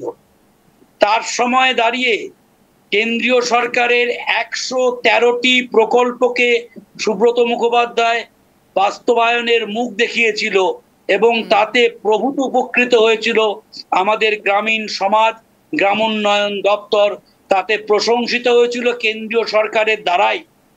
সুতরাং এই জায়গায় দাঁড়িয়ে আমি এর আগের কথা দিয়ে যেটা শেষ করেছিলাম আগের বক্তব্যে, যে কিভাবে আমি পয়সাকে নিয়ে আসবো, দক্ষ প্রশাসক সেটা পারেন, শুধু আমলা নির্ভরতা নয়, এখানে মন্ত্রিত্বে যিনি আছেন তার কুশলতা, তার অভিজ্ঞতা, সুব্রত বাবুর মতো দক্ষ কুশলী সেটা কিন্তু বারবার প্রমাণ করেছেন, মেয়র হিসাবে প্রমাণ করেছেন, পঞ্চায়েতের মন্ত্রী হিসাবে, গ্রাম উন্নয়নের মন্ত্রী হিসাবে। সুতরাং যে এটা বলেই আমি শেষ করব যে শুধুমাত্র কেন্দ্র দিল না, কিন্তু কেন্দ্রের থেকে কিভাবে নিয়ে আসতে হবে সেটাও আমাদের জানা দরকার। কারণ আমাদের আপনাকে একটু কারেকশন করে দেওয়ার চেষ্টা করবো, তা হচ্ছে এই যে আনতে হবে, আনার চেষ্টা, এই বিষয়টি আসলে পরে 26শে বিধানসভা নির্বাচনটা কি করে হবে সোমেনবাবু, এটাও তো আপনাকে ভাবতে হবে, নাহলে তো জিয়ে রাখতে হবে তো বিষয়টিকে, না হলে তো সাধারণ মানুষ কি করে, সাধারণ মানুষের কাছে আমি যাবো, বলবো কি করে কেন্দ্রীয় বঞ্চনা হচ্ছে, কেন্দ্রীয় বঞ্চনা থেকে আটকাতে হলে, বাঁচাতে হলে তৃণমূল কংগ্রেসকে ভোট দিন, কি করে বলবেন, বলতে হবে তো। আমি জাস্ট 30 সেকেন্ড সময় কম নেবো। একই রকম ভাবে যেটা আমরা প্রায়ই দেখি, ভারত রাষ্ট্র কোনো একটা ম্যাসিভ, যেমন কৃষক আন্দোলন, কৃষক র্যালিতে বিপন্নতার শিকার হয়, ঠিক তখনই দেখি যে নকশালবাদ, মাওবাদ এগুলোকে কিছু কিছু অর্থে জিয়ে রাখা হয়। কারণ আমার মেন যে স্রোত, বিক্ষোভ, তাদের থেকে ডেভিয়েশন বা একটা বিচ্যুতির দিকে নিয়ে যাওয়ার ক্ষেত্রে এগুলো খুব ফলপ্রসূ ওয়েপেন্স হিসাবে কাজ করে। সেটা কেন্দ্রীয় সরকারও কাজ, এটার সাহায্য নেয়, রাজ্য সরকারও নেয়, এই বিষয়ে কিন্তু দুটো নেই এক। আমার ঠিক এখান থেকে মনে পড়ছে সরাসরি সুস্মিতাদির কথা প্রসঙ্গ টেনে এবং সোমেনবাবুর কথা সাম আপ করে আমি সরাসরি অনাবিল বাবুর কাছেই যাবো। দেখুন, একদিকে যখন এই $1 ট্রিলিয়ন কথা বলা হচ্ছে, ভারত নাকি অর্থনীতির দিক থেকে এগিয়ে যাচ্ছে, সেই জায়গায় সরাসরি মুখ্যমন্ত্রী মমতা বন্দ্যোপাধ্যায় ব্রিটেনে যাচ্ছেন এবং দেশের নিন্দা করছেন, এক কথায় মানতে চাইছেন না তিনি, এবং কার্যত সেই দেশের রাজ্যের মাঝে কমিউনাল রাইট লেগে যাচ্ছে।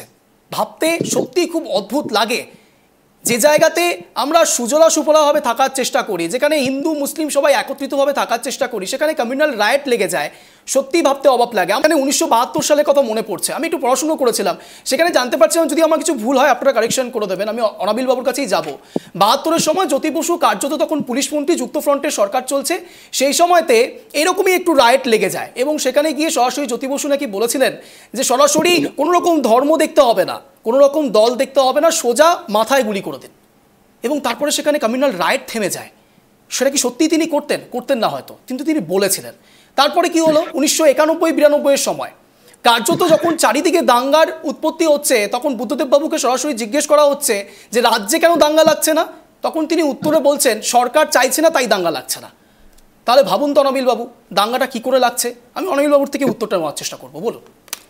দেখুন, আপনার কথার রেস ধরেই আমি বলি, 1991-92 নয়, 1992 সালের 6ই ডিসেম্বর যখন বাবরি মসজিদ ভাঙা হয়েছিল, এবং ঠিক তার পরেই কলকাতার বিভিন্ন এলাকায় তপসিয়া, ট্যাংরা এবং হাওড়ার সালকিয়া এবং বিভিন্ন জায়গাতে যখন দাঙ্গা শুরু হয়েছিল হিন্দু মুসলমানের মধ্যে, তখন সেই দাঙ্গা উপভোগ করার জন্য তৎকালীন বামফ্রন্টের নেতা মন্ত্রীরা ইলেকট্রনিক্স মিডিয়ার পর্দায় বসে সেই দাঙ্গা উপভোগ করেছিলেন। এবং সেই সময় বিরোধী নেত্রী হিসাবে বিরোধী দলে থেকে মমতা বন্দ্যোপাধ্যায় সেদিন কিন্তু রাস্তায় নেমেছিলেন হিন্দু মুসলমানের সম্প্রীতিটিকে আনার জন্য। সেটা তিনি মমতা বন্দ্যোপাধ্যায়, এটা অস্বীকার করতে পারবেন? মমতা বন্দ্যোপাধ্যায় কখনো তিনি মুসলমান অস্বীকার করতে পারবেন শোভন বাবু? কোন হিন্দু, কোন মুসলমান, এটা দেখেন না। মমতা বন্দ্যোপাধ্যায় এমন একজন মানুষ, তিনি মানবিক মুখ্যমন্ত্রী, তিনি মানবতার ধ্বজা নিয়ে তিনি চলেন। মুখ্যমন্ত্রী মমতা বন্দ্যোপাধ্যায় অত্যন্ত মানবিক, মেনে নিচ্ছি। সোমেন বাবুর একটু যুক্তিটা শুনে নি। সোমেন বাবু বলুন। একটা হচ্ছে এই খুব সংবেদনশীল বিষয়ে বলবো, একটা হচ্ছে বিরোধী নেতৃত্বে থাকা এবং শাসক হয়ে ওঠা, এই যে পর্বান্তর, এই পর্বান্তরের মধ্যে না একটা বিরাট গুণগত পরিবর্তন হয়ে যায়। গুণগত পরিবর্তন কিসে?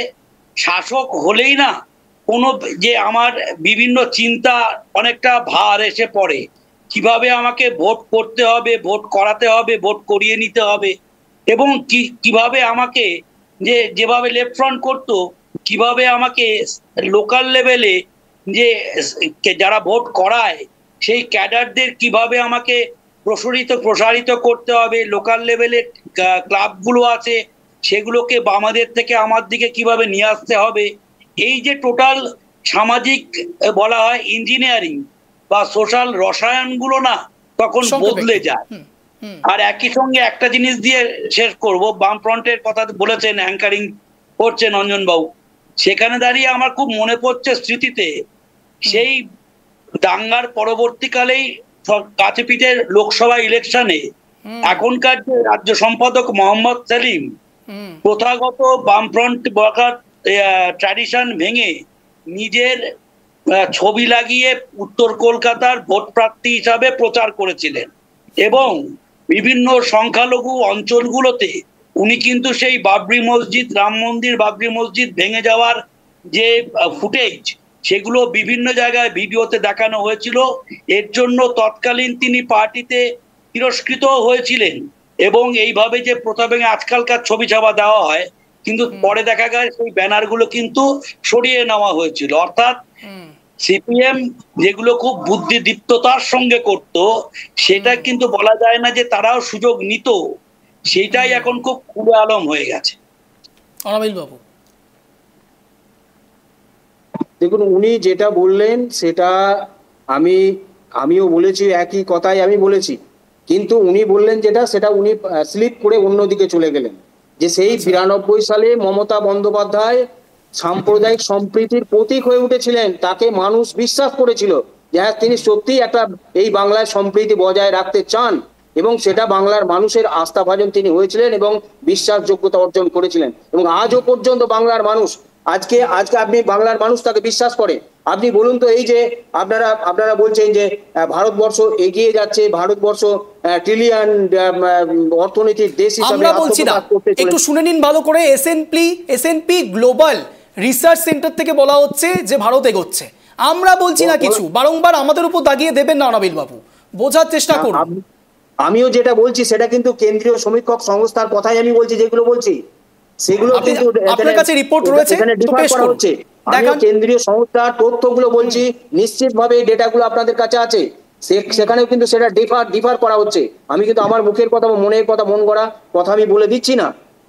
হ্যাঁ, এখান থেকে আমি বলছি যে মমতা বন্দ্যোপাধ্যায় এই রাজ্যে, আপনি দেখুন, এই রাজ্যে যখন কোনো সামান্যতম কোনো একটু অভিযোগ পেলে সেখান থেকে সিবিআই, ইডি এখানে চলে আসছে। কিন্তু এই যে ডবল ইঞ্জিনের তত্ত্ব আমদানি করে, যেখানে ওই ওষুধের জাল কারবারগুলো করে মানুষকে মৃত্যুর মুখে ঠেলে দেওয়া হচ্ছে, সেখানে ভুড়ি ভুড়ি প্রমাণ উত্তরপ্রদেশে, ভুড়ি ভুড়ি প্রমাণ হরিয়ানাতে, ভুড়ি ভুড়ি প্রমাণ উড়িষ্যাতে, সেখানে কিন্তু দেখুন নির্বিকার। যেটা কংগ্রেস আমলে সিবিআই কে যেখানে তোতা পাখি বলা হতো, এখন সেই সিবিআই বা ইডি কে শায়েস্তার হাতিয়ার হিসাবে এই বিজেপির গভর্নমেন্ট সেটাকে তাদেরকে ব্যবহার করছে। কোনো কিছু হলেই বিজেপি, ইডি আর সিবিআই এটা করছে বলেই আপনারা মানতে পারছেন না যে দেশ এগোচ্ছে? মোটেই না, মোটেই না। যদি এটা না করতেন তাহলে মানতেন। আপনি কিন্তু মুখের কথা বসিয়ে দেবেন না আপনি, আমি ওটা বলতে চাইনি। বাস্তবতাটাকে তুলে ধরার আমি চেষ্টা করছি, বাস্তবতাকে তুলে ধরার চেষ্টা করছি। এবং এখানে বাক স্বাধীনতা পর্যন্ত হরণ করে নেওয়া হয়েছে। আজকে আপনি বলুন, বিচারপতি এস ওকা এবং বিচারপতি উজ্জ্বল ভুয়ান তারা কি রায় দিয়েছেন যে একটা সুস্থ সমাজ, একটা যদি সভ্য সমাজ, সেখানে যদি বাক স্বাধীনতাটুকু না থাকে তাহলে সেটাকে মানা যায় না, সেটা সেই বাক স্বাধীনতাকে ফিরিয়ে আনতে হবে। কাদেরকে বলেছে? কেন্দ্রীয় সরকারকে বলেছে, কেন্দ্রের গভর্নমেন্টকে বলেছে। তাহলে কেন আজকে ভারতবর্ষে কোন অবস্থা চলছে? এখানে একটা জরুরি অবস্থার মতো তারা একটা মানুষকে চাপিয়ে দিচ্ছে, মানুষের মন চাপিয়ে দিচ্ছে। আমাকে বলেন এক অদ্ভুত সময়ের মধ্যে আমরা চলছি, এক অদ্ভুত সময়। শাসক দল তারা দাবি করছে আমরা নাকি স্বাধীনই হইনি। আমরা স্বাধীন হয়েছে কবে না? 2014 সালে যখন 20শে মে নরেন্দ্র মোদীজি তিনি যখন প্রধানমন্ত্রী হলেন, তারপর থেকে নাকি আমরা স্বাধীন হয়েছে এরা দাবি করছে। এক অদ্ভুত সময়ের মধ্যে আমরা চলছি। সেক্ষেত্রে তো মুখ্যমন্ত্রী মমতা বন্দ্যোপাধ্যায় বলছেন যে 190 বছরের ইতিহাস স্মৃতিসাধনা করছেন। সেই হিসেবে দেখতে গেলে তো আমরা স্বাধীন এখনো হইনি। সত্যিই তো তাই। মুখ্যমন্ত্রী মমতা বন্দ্যোপাধ্যায় তো খোদ 190 বছরের ইতিহাসকে স্মৃতিচারণা করছেন। মানে আপনারা মেনেই নিচ্ছেন যে 190 বছর আপনারা ভালো ছিলেন। না না না অরবিন্দ বাবু, আপনারা তো মেনেই নিচ্ছেন যে 190 বছর আপনারা ভালো ছিলেন। হয়তো তৃণমূল কংগ্রেস ভালো ছিলেন, আমরা ভালো ছিলাম কিনা আমরা জানি না, কারণ আমি সেই সময় ছিলামও না। এবং সব থেকে বড় কথা, পূর্বপুরুষদের থেকে যা শুনেছি তারাও খুব একটা ভালো ছিলেন না। আপনি নিশ্চয়ই ভালো ছিলেন। দাবি করা আর স্মৃতিচারণা করা ফার ডিফারেন্স দুটোর মধ্যে। সুস্মিতা দি, অবশ্যই আসবো ওয়ান লাইনার, কিন্তু তার আগে একটু অমলান বাবু আমাকে রিঅ্যাকশন নিতেই হবে এখানে। অমলান বাবু কাইন্ডলি একটু বলুন, 190 বছরের ইতিহাস কি সত্যি আমাদেরকে আবারও মনে করতে হবে? এ কোন ভারতে বসবাস করছি আমরা? বলছি বিষয়টি হচ্ছে যে আমি কয়েকটা স্পেসিফিক কথা বলছি। করোনার সময় 100 কোটি মানুষকে আমরা ভ্যাকসিন দিয়েছি নরেন্দ্র মোদী, এবং তারপরেও বিভিন্ন বাইরের পৃথিবীর দেশগুলোতে আমরা ভ্যাকসিন সাপ্লাই দিয়েছি। তো ভারতবর্ষ তো নিশ্চিতভাবে এগোচ্ছে। আজকে আর্থিক দিক থেকে আরম্ভ করে সামাজিক ক্ষেত্র থেকে সমস্ত ক্ষেত্রে ভারতবর্ষ এগোচ্ছে। সেই কথাকে এরা অস্বীকার করছে। আজকে সারা পশ্চিমবঙ্গে যা অবস্থা, মমতা ব্যানার্জি কথা খুব ভালো বলে যে ক্ষমতার আগে মমতা ব্যানার্জিকে আমরা সকলেই সারা পশ্চিমবঙ্গের মানুষ ভেবেছিলেন উনাকে আনলে হয়তো একটা সুন্দর পরিবর্তন হবে, কিন্তু তারপরে তিনি ক্ষমতায় আসার পর তিনি যেভাবে ভেবেছিলেন, নাকি এটা ভেবেছিলেন যে তৃণমূলকে হাতিয়ার করে বিজেপি রাজ্যে আসবে? কোনটা? না, এরকম কোনো ভাবার কারণ নাই, কারণ তখন আপামর পশ্চিমবঙ্গের জনসাধারণই এটা ভেবেছিল, তার জন্য তিনি ক্ষমতায় এসেছিলেন। এবং আমরাও মানসিকভাবে চেয়েছিলাম যে বামফ্রন্টটা চলে যাক, এটাও ঘটনা। তো স্বাভাবিকভাবেই তাকে কিন্তু আনা হয়েছিল তার সেই ভাবমূর্তিকে কেন্দ্র করে। কিন্তু তারপর ক্ষমতায় আসার পর তার যে রূপ প্রকাশ পেল, আজকে যেভাবে তিনি বিরোধীদের রাজনীতি করতেই তিনি দিতে যান না, কোনো কথা তিনি শুনবেন না। প্রতিটা ভোট থেকে, মিউনিসিপালিটি ভোট থেকে প্রতিটা ভোটে রিডিং জোরজার করে সমস্ত জায়গায় জেতার জায়গাটা চলে আসছে, সমস্ত জায়গায়। এবং তিনি কেন্দ্রীয় সরকারের প্রকল্পগুলোকে পশ্চিমবঙ্গে ইন্ট্রোডিউস পর্যন্ত হতে দিচ্ছেন না, তাতে সাধারণ মানুষ, পশ্চিমবঙ্গের মানুষ ক্ষতিগ্রস্ত হচ্ছে। তাতেও তিনি বারে বারে একটা কথাই বলছেন যে 100 দিনের টাকা ছাড়ছে না। 100 দিনের টাকা ছাড়বে কেমন করে? আমি মালদা জেলার কথা বলছি, আমার মালদা জেলায় বাড়ি। মালদা জেলায় 2019 সাল থেকে 21 সাল পর্যন্ত 2300 কোটি টাকা এসছে এনআরজিএস প্রকল্পে। সেই টাকার মধ্যে কম বেশি 2000 কোটি টাকা চুরি হয়ে গেছে, তার কোনো হিসাব নেই। বেশ আজ 100 দিন নিয়ে আমরা আসতে চাইছি না, আমরা একেবারে অন্তিম লগ্নে রয়েছে। আমি এখানে সুস্মিতা দির কাছে যাবো। সুস্মিতা দি, আপনার 1 মিনিট সময় শুরু হচ্ছে এখন। ওভারঅল আপনার স্ট্যান্ড পয়েন্ট আনইন্টারাপ্টেড বলুন। দেখুন, সবচেয়ে বড় কথা হচ্ছে আমি একটু বিজেপি বন্ধুকে বলতে চাই, অনেক উন্নয়ন, অনেক কিছু নিয়ে কথা হচ্ছে। আমি সৌমেন বাবুর কথা টেনে নিয়ে একটাই বলবো, সৌমেন বাবু বলেছে 90 দশকে উদারনীতির কথা এবং ওপেন মার্কেটের কথা। আমি আর সেটাকে রিপিট করতে চাই না, আমি সেটার বিস্তারিত বলতে চাই না। এবং পরবর্তী ক্ষেত্রে আমরা যে আজকে যে দিনে দাঁড়িয়ে প্রধানমন্ত্রী যে digital India, make in India গড়ার স্বপ্ন দেখছে, সেই digital India, make in India যদি রাজীব গান্ধী যদি না থাকতেন, নরসিংহ রাও না থাকতেন, ইন্দিরা গান্ধী না থাকতেন, তাহলে কিন্তু আজকে এই স্বপ্নটা কিন্তু দেখতে পারতেন না। আজকে টেকনোলজিকে কোন জায়গায় আমরা নিয়ে এসেছিলাম সেই জায়গায় দাঁড়িয়েই কিন্তু আজকে তারা তাদের সেইটার উপর ভর করেই এগিয়ে উঠছেন। এবং সবচেয়ে বড় কথা হচ্ছে আমাদের কাছে এটা খুব লজ্জার যে আজকে আমরা মানে হাঙ্গার ইন্ডেক্সে আমরা 111তম পজিশনে রয়েছি 125টা দেশের মধ্যে। আজকে এটা আমাদের জন্য খুব লজ্জা। 45 বছরে আমাদের বেকারত্বের সংখ্যা সবচেয়ে বেশি, কিন্তু তাই বলে এইটা না বাইরের দেশে গিয়ে আমি আমার দেশের বদনাম করব এবং আমার দেশকে ছোট করব।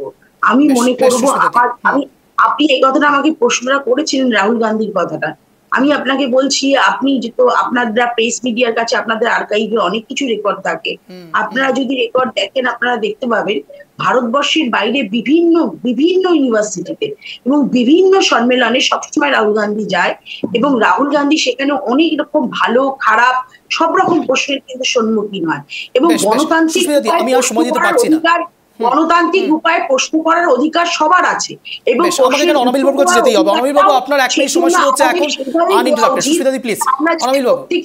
মানে প্রশ্নের উত্তরটাকেও সঠিক পাবে, কিন্তু এই জায়গাটায় কিন্তু আমরা দেখলাম না। দেখুন আপনারা বা আমরা এই আলোচনার মধ্যে দেখছি যে মানে ভারতকে উন্নয়নশীল দেশের তকমা লাগানো হচ্ছে। সেখানে আমি আপনাদের এই চ্যানেলে বসে দাবি করছি গণতন্ত্র, খাদ্য সুরক্ষা, স্বাস্থ্য, নিরাপত্তা, বাক স্বাধীনতা, শান্তি, এই নিরিখে যে সুখী দেশ, সেই সুখী দেশের তালিকায় কিন্তু ভারতবর্ষ আজকে শেষের দিকের দেশগুলোর সঙ্গে লড়াই করছে মানে এগিয়ে আসার জন্য। তাহলে এটা কিসের ইঙ্গিত দেয়?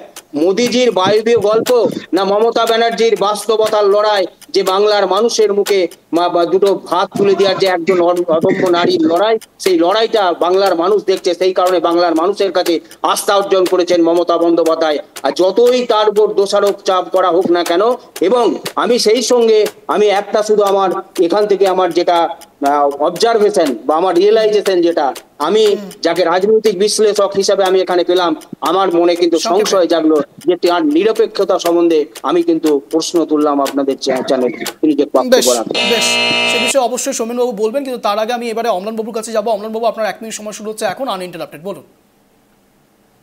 বিষয়টি হচ্ছে যারা ভারতবর্ষের 200 বছর শাসন করলো, শোষণ করলো, তাদের কাছে গিয়ে তাদের প্রশংসা আর নিজের দেশের সম্বন্ধে নিন্দা চর্চা, এটা একটা দেশদ্রোহিতারই সামিল।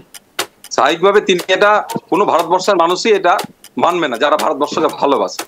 আর তিনি বিভিন্নভাবে যে চ্যানেলে বসে আছেন, তিনি বিভিন্নভাবে মমতা ব্যানার্জির সরকারের গুণগান করার জায়গায় আছেন। কিন্তু একটা জিনিস পরিষ্কার যে আজকে খাদ্য দপ্তর থেকে আরম্ভ করে শিক্ষা, সমস্ত জায়গায় যেভাবে দুর্নীতি, তৃণমূলের মন্ত্রীরা, আধিকারিকরা, নেতারা যারা জেল খেটে বেড়ালো, অনেকে এখনো জেলে আছে, সেইটা তো মানুষ কোনো সময় অস্বীকার করতে পারছে না, সেটা চোখের সামনে আমরা দেখতে পাচ্ছি। এত দুর্নীতি করার পরেও তিনি কিভাবে জোর গলায় এইসব কথা বলছেন, এটাই আমাদের মনে সংশয় হচ্ছে। বেশ, নির্ধারিত সময় আগে শেষ করেছেন। আমি এখানে সোমেনবাবুর কাছে যাবো। সোমেনবাবু, আপনার 1 মিনিট সময় শুরু হচ্ছে এখন, আনইন্টারাপ্টেড, বলুন। প্রথমত জানাই এখানে যে তৃণমূলের উপস্থাপক আছেন সেখানে আমার প্রতি নিরপেক্ষতা নিয়ে কোশ্চেন তুলেছেন। অবশ্য আমি ব্যক্তিগতভাবে রাষ্ট্রবিজ্ঞানের ছাত্র এবং অধ্যাপক হিসাবে আমি এই নিরপেক্ষতা শব্দটাকে বিশ্বাসই করি না। কারণ হচ্ছে আমি এখানে কোনো বিচারক হিসাবে নই। এখানে আমার বক্তব্যকে যে বিষয় থাকে সেই বিষয়কে তথ্য আকারে তুলে ধরা, ঐতিহাসিক প্রেক্ষাপটগুলোকে তুলে ধরা, সেখানে আমার মত কোনো না কোনো পক্ষকে অবলম্বন করবেই। অর্থাৎ সেখানে নিরপেক্ষতার মুখোশ হাঁটাটা নিজের প্রতি তঞ্চকতা বলে আমি বিশ্বাস করি। তার জন্য আমার যে বক্তব্য আজকে আমি পেশ করেছি তাতে সুব্রত মুখোপাধ্যায়ের দক্ষতার কথাও আমি তুলে ধরেছি এবং একই রকম ভাবে ভারত আজ উন্নয়নশীল নয়, এটা আমি তথ্যের মাধ্যমেই বলতে চাই।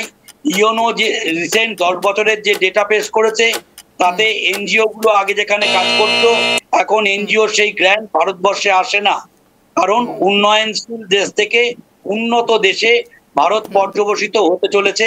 সেই কারণে বিয়ন্ড PL 64 থেকে শুরু করে যে গ্র্যান্ট গুলো আগে আসতো 80 দশক 90 দশক পর্যন্ত, তা আমরা পাই না। আর 1 সেকেন্ডে বলবো, 1 সেকেন্ড যা দেব, করোনা উত্তর সময়কালে মেডিসিন ডিপ্লোমেসি এবং ফুড ডিপ্লোমেসির মধ্য দিয়ে ভারত আজ নিজে যে জায়গা প্রতিষ্ঠিত করেছে সেটা উন্নত দেশের হওয়ার ক্ষেত্রে যথেষ্ট গ্রহণযোগ্য। বেশ, আমার ঠিক এখান থেকে মনে পড়ছে পাকিস্তানের কথা। ঠিক এই করোনা সময়কালীন অবস্থাতে পাকিস্তানের মতো দেশও ভারত সম্বন্ধে প্রশংসা করেছিলেন, আপনারা নিশ্চয়ই জানবেন। একেবারে অন্তিম লগ্নে ছিলাম, আপনাদের চারজনকে অশেষ ধন্যবাদ ট্রাই টিভি বাংলা আসার জন্য, সন্ধ্যে 7টার এই শোতে যোগদান করার জন্য। যে কথা বলে আজকের এই স্পেশাল শো শেষ করবো, মূলত দেখুন ভারত ক্রমাগত অর্থনৈতিক দিক থেকে এগোচ্ছে, এটা কখনো বলেছেন অর্থমন্ত্রী নির্মলা সীতারামন, কখনো বা বলেছেন সরাসরি প্রধানমন্ত্রী নরেন্দ্র মোদী, কখনো বলেছেন স্বরাষ্ট্রমন্ত্রী অমিত শাহ। দেখুন রাজনৈতিক ডিবেট থাকবে, থাকাটাই স্বাভাবিক, গণতান্ত্রিক অধিকারের মধ্যে পড়ে বিরোধী এবং শাসকের মতাদর্শ।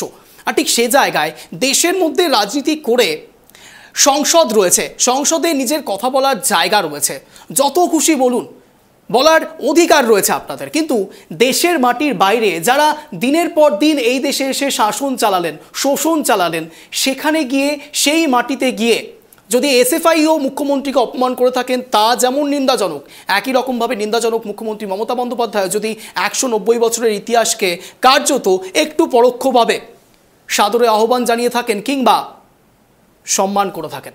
সত্যি করেছেন কিনা তিনি এরকম সত্যি মনোভাবাপন্ন কিনা এটা নিয়েও যথেষ্ট প্রশ্ন রয়েছে। হয়তো সত্যি সত্যি এত আবেগ থেকে কথাগুলো বলে ফেলেছেন, এমনও হতে পারে। ঠিক যেমন অনাবিলবাবু বলছিলেন ইডি সিবিআই এর কথা, এখন আমরা জানি না ইডি সিবিআই এর জুজুতে ভয় পেয়ে সত্যি মুখ্যমন্ত্রী মমতা বন্দ্যোপাধ্যায় এমনটা বলছেন, নাকি সবটাই 26শে বিধানসভা নির্বাচনের আগে এই বারংবার দুর্নীতি, এই কেন্দ্রীয় বঞ্চনা, উন্নয়ন, এই সব কিছুকে আদতেও একটি সূত্রে বেঁধে এই ইন্ডিয়া গাঠবন্ধন এবং তার সঙ্গে সঙ্গে মুখ্যমন্ত্রী মমতা বন্দ্যোপাধ্যায়ের বিরুদ্ধে এত অ্যালিগেশন, অভিষেক বন্দ্যোপাধ্যায়ের বিরুদ্ধে এত অ্যালিগেশন, কিন্তু তাদের কাউকে ছুতে না পারার বিজেপির যে রণকৌশল, এই সবটাই আদতেও এই সেটিং রাজনীতির দিকে পা বাড়ায় কিনা আমরা জানি না। আপনারা যদি জানেন আপনারা নিশ্চয়ই ভাববেন, নিজেরা বুঝে নেবেন, তার কারণ 26শে বিধানসভা নির্বাচনে কে এগিয়ে কে পিছিয়ে সবটাই আপনারা নির্ধারণ করবেন, সে যতই দেশের মাটির ভেতরে এই লড়াই হোক কিংবা দেশের মাটির বাইরে। একথা বলেই আজকে স্পেশাল শো শেষ করবো। এরকমই টান শো দেখার জন্য প্রতিদিন ঠিক সন্ধ্যে 7টায় নজর রাখতে হবে ট্রাই টিভি বাংলার পর্দায়। নমস্কার।